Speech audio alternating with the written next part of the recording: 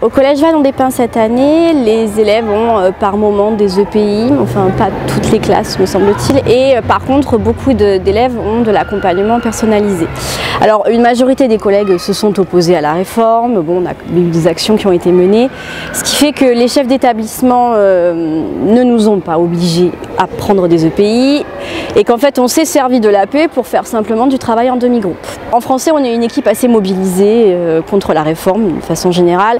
Donc le chef d'établissement ne s'est pas trop frotté à notre équipe et en fait on co-intervient beaucoup en AP avec donc des demi-groupes ou même de professeurs pour une classe, ce qui pour le coup est très intéressant quand on fait une leçon d'orthographe ou de grammaire, on fait beaucoup d'exercices. Je pense que cette liberté qu'on a pu avoir, c'est le fruit d'une certaine cohésion et d'une certaine rébellion au moment de la mise en place de la réforme.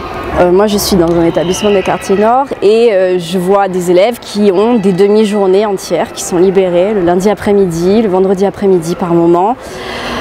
Dans quelle mesure est-ce que ça pose problème pour des élèves qui n'ont pas d'activité extrascolaire, qui sont un peu livrés à eux-mêmes dans leur quartier? C'est une question qu'on peut se poser et dans le contexte actuel, ça me semble assez dangereux de laisser ces élèves-là ailleurs qu'au collège.